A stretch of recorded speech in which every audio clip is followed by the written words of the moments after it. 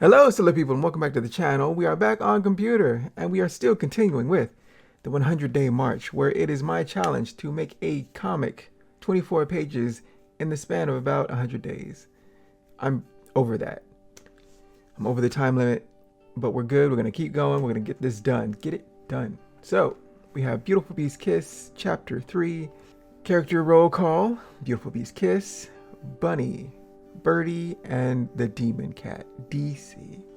So today is going to be a mishmash of things. How to remove blue lines from comic pages, some cleanup stuff, and the first bit of formatting in Clip Studio Paint. So let's get a rocking with the schedule. And we have the rundown of the weeks. We started in March, and we are now all the way in June. Can you believe that? In June.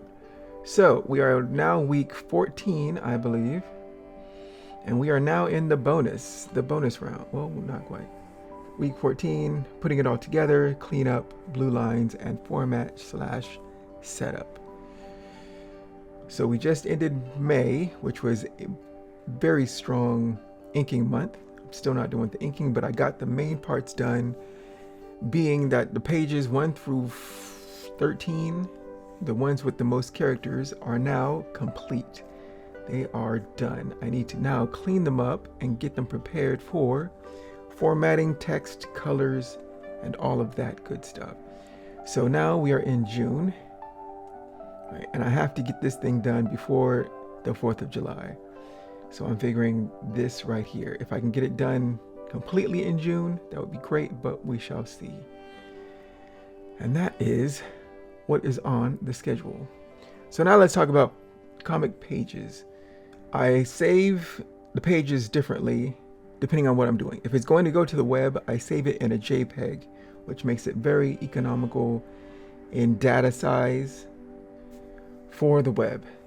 But for comics, I like to keep a very big, very large page. I think it's 600 DPI. I save it as, and that is what this is. This is page 1, and this is the JPEG of page 1.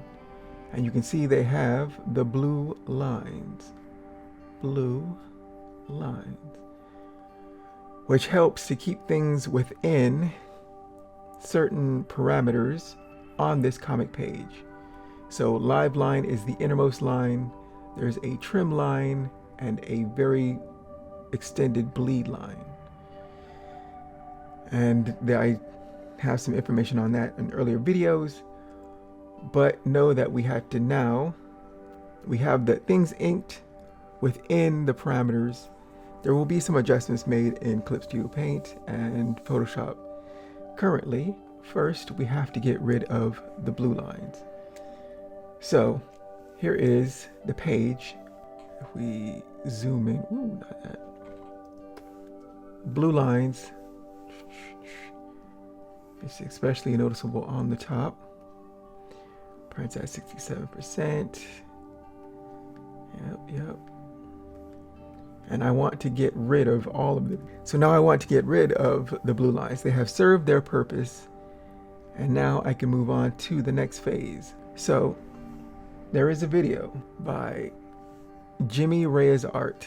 Let's get this a bit bigger. And this is where I learned how to remove the non-photo blue ink, non-photo boundary, to make it a clean, crisp, just page, right? All white with your inks on it. So I will leave a link to this in the description. I highly recommend, if you want more information or how I learned how to do this, is this video. So now let's remove the blue line from pages 1 and 2. So we have page 1, and up top we go to Image, Adjustments, to black and white.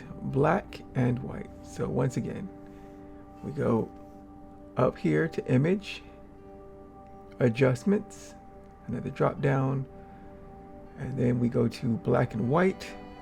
Click on black and white, This little panel comes up and we go look for cyan. The blue lines are in cyan. So we take cyan and then we drop that all the way down. And now the lines are gone. If we go back, right?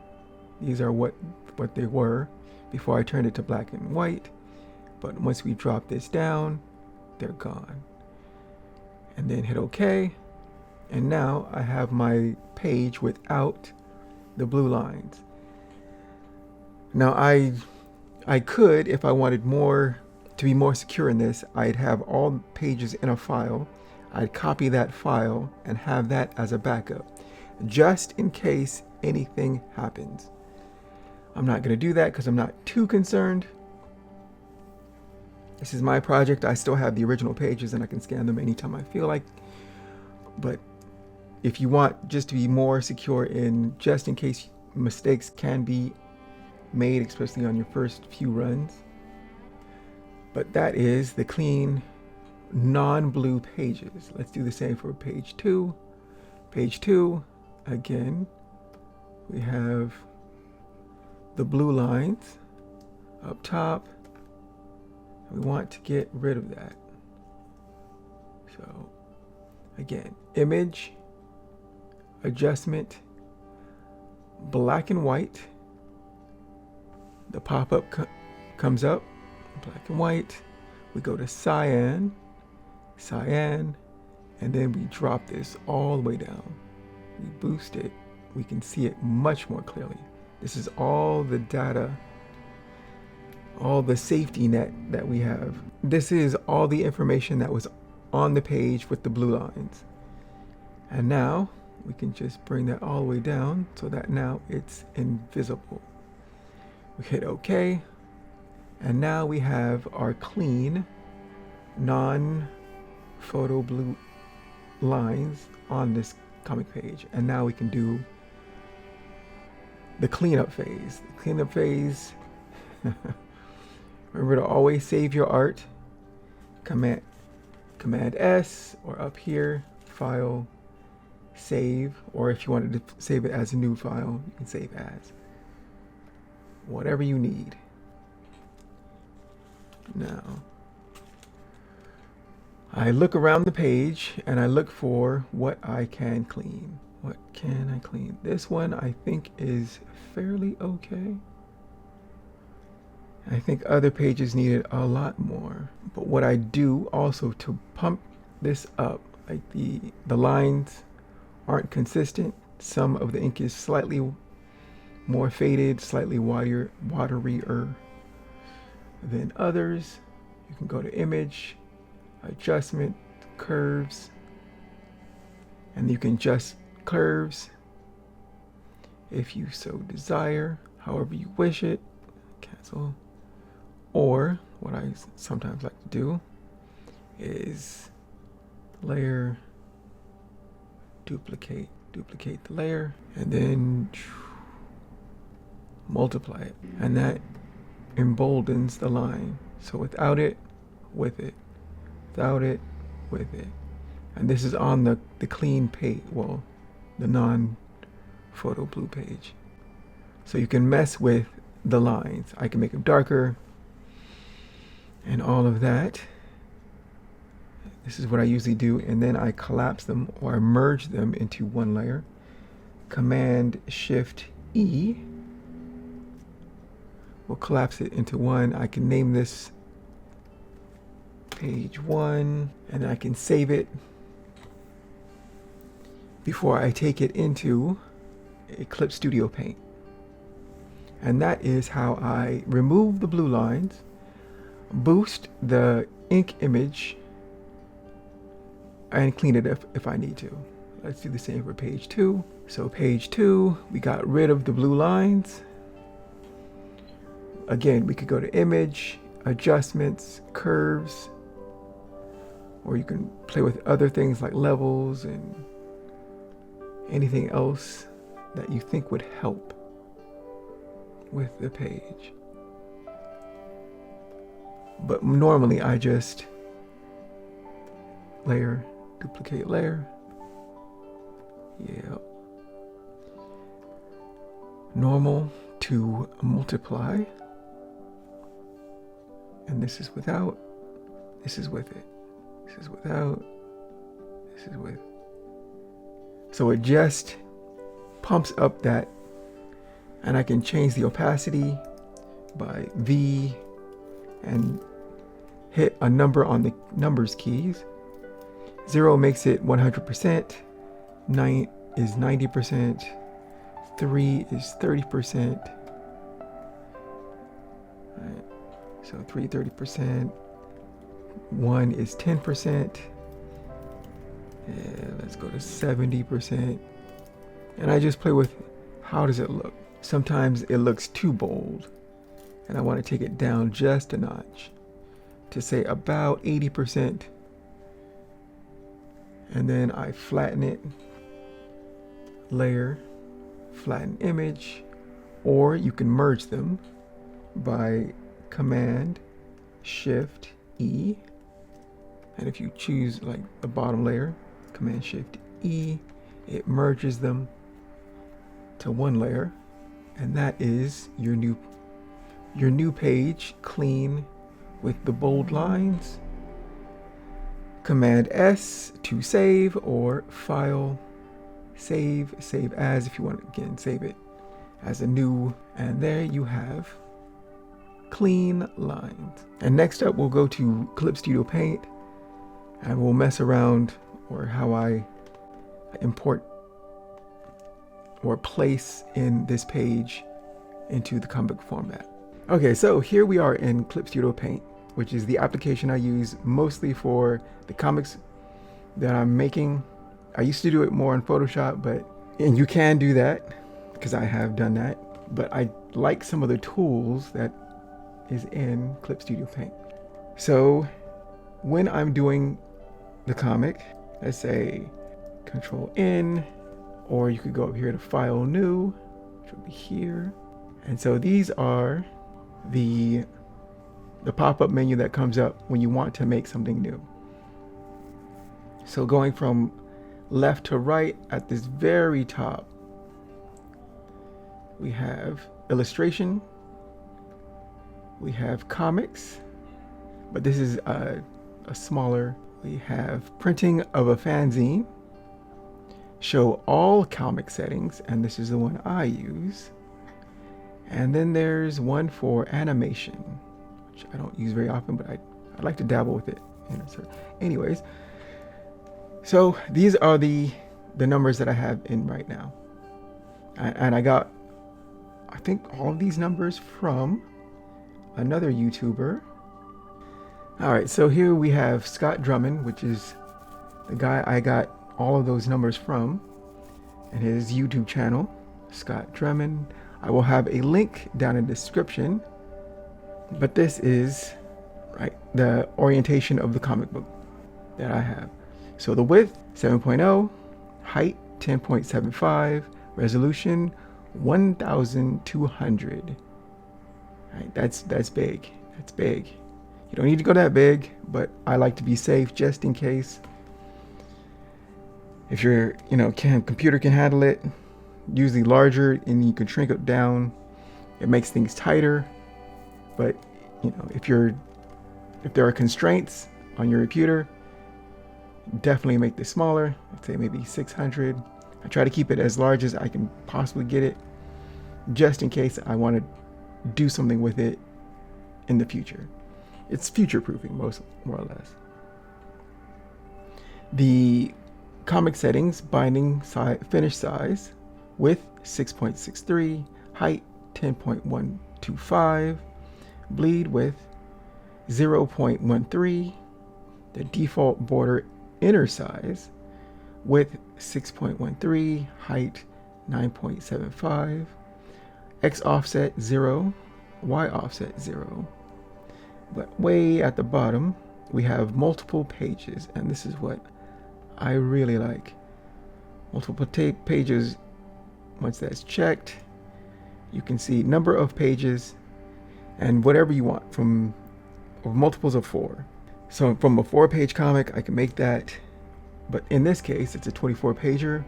So 24, combine it to 2-page spreads, right? And that's what you see here. So it'll always start with your first page will always be a right hand side page. You'll turn that page.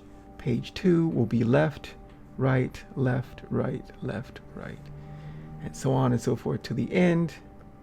And then that 24th page will be a left hand side page. And you can continue with making the book on the next chapter, which the first page will be, again, a right-handed page. So it links up. You could also have a transition right, left, that'll lead back into this. And that's kind of what I'm thinking about doing. But that's for a future me. So we have 24-page combined into 2-page spreads. Binding point, left binding, because this is an American comic, not a manga. And from the right, going right to left, right, left, right, left. And that is, I can cancel this because I already have it made right here. So this is the format of the comic. Again, first page to the 24th page. And so now let's get started with clicking on page 1. And the main page up top, all the other pages at the bottom, but I like to change the orientation by taking it, grab it, and put it off to the side. And then I adjust so that I can only see these. So now for this is just how I like it. You can rearrange your workspace however you like, but this is the way I like it. So we'll be on the left, some other color stuff and whatnot on the right, the main icons on the far left. Up top is other stuff that you can fiddle with, but this is how I like my setup. So now let's bring in a page. So, and I'd like to do this twice. So file, import, maybe. So file, import, image. Again, it's file, import, image. Click on that, you'll find where your pages are. I like to bring in a JPEG, which is a much smaller rendition of the page. So page 1 of the JPEG, open that. It'll bring it in or place it in. I scale it up, and that is page 1. But also, I'm going to bring in the higher resolution one, the 600 DPI. Scan, so again, file, import. Actually, maybe I should do both the JPEGs first. That would probably be a good idea. So number 2, page 2, file, import, image, page 2, and then, so page 2, open that, put it in its natural place. But of course, there are different ways that you can do all of this, because sometimes I just do the single pages and then work on them as a single, and then I can compile them together as an InDesign or whatnot, as a 2-pager, but it all depends. I'm doing this example right now. So page 1 and page 2. Now let's bring in the higher resolution ones. So file, import, image, and I have the 600 DPI files, and open. And there we are. And that is placing in your image. Let's do number 2. Let's make that invisible down here. File, import, image, 600 DPIs, page 2, open, boom. All right, so now we have our images placed in.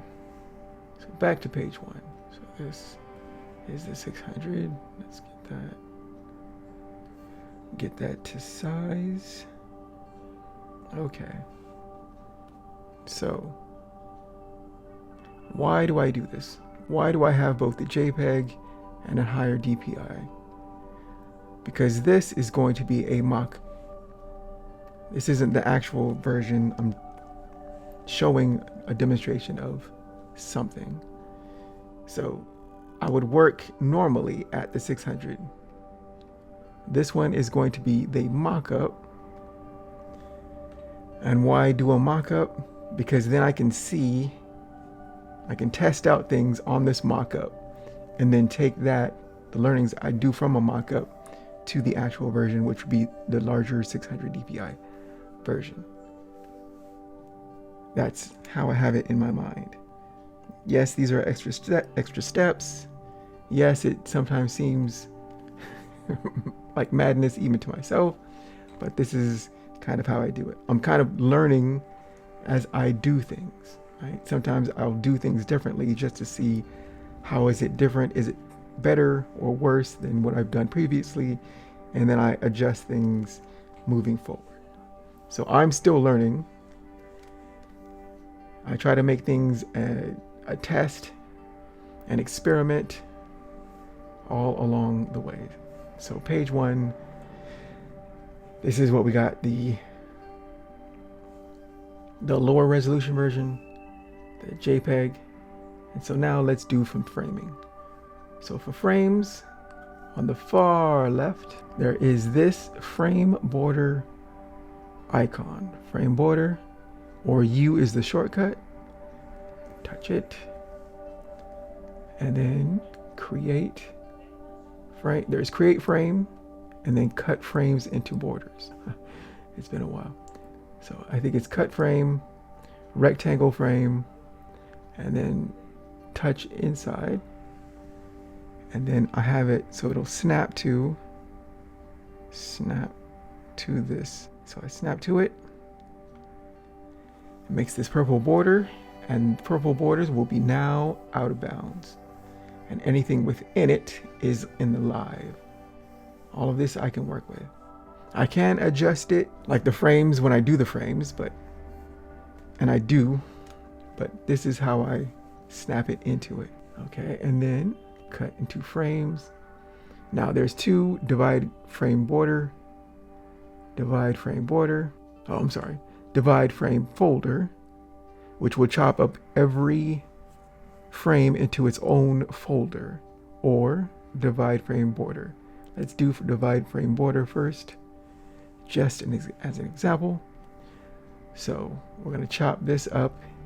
I usually go horizontal first, and then do the vertical gutters. So first horizontal. If I don't want it to spin, hold shift, and it'll lock it. And that's 1 gutter. And then this is just all eyeballing. Gutters. Let's move it up a little bit. Gutter.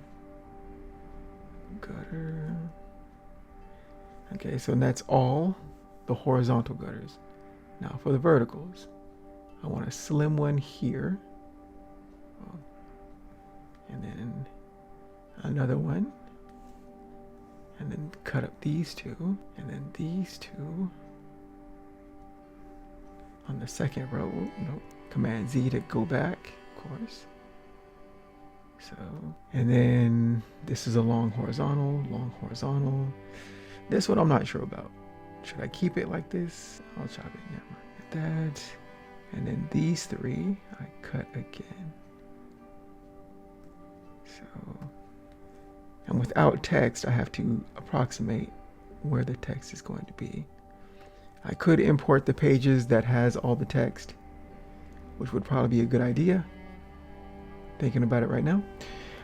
But We're doing a demonstration, so let's keep going. And that was divide frame border. Right. So it's now, this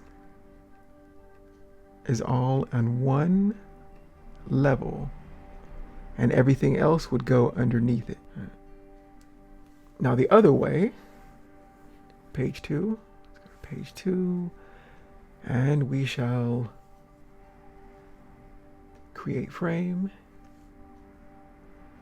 Again, touch into that corner, and it'll, you can drag it down and it'll snap to this other corner. Snap into it, makes that. And so this time we're going to divide frame into folders. So every individual panel will be its own folder. Let's do that. Again, I go horizontal first, and then the vertical gutters after that. So this one's long. Hold shift to keep it level. So I'm holding shift, let go. Right. And you can see on the far right, it's chopped that into its own folder. But let's keep going. Horizontal first. So again, gutter, it'll spin if I let it. Hold down shift. Boop. And then another one, and another one, and a little lower. Okay. And now the vertical gutters. This is going to be its own thing, so I'll leave that for later. So let's do this middle one. And there's a slight indication. This is why I have the blue lines still visible. Right, I can see where that very center one is. And I can make the gutter approximately there. And then I slowly move it this way. Oh, no. And that. And those are the gutters. Now, every panel is on its own layer. And so I collapse each of these panels down. There is an icon that shows you approximately where it is. So the one I'm on is this far left one. And this is the time where I rearrange them and I name them. So this is frame 1. I name it frame 1 and try to give us a brief description about what's in it so that I can know at a glance where I am. So this would be the new frame 2. This is frame 5. But however if you have a system, go by that system, and then you'll figure it out as you go along. But let's talk about paneling. Right? So let's go back to page 1. Okay, about paneling. Panels. If you're on the layer and you press O,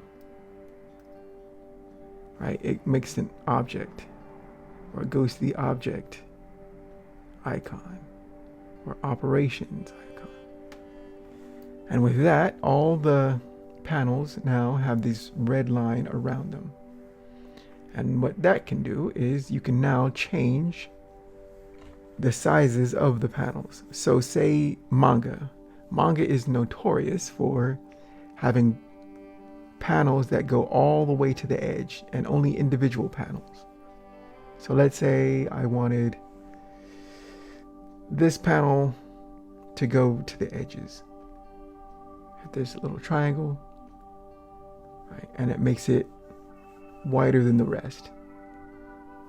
So it increases visual awesomeness when the panels, there's like slight shifts. So your eyes will go through it, and psychologically you go, okay, why is this different than all the other ones? And so in this one, I want her to be outside of this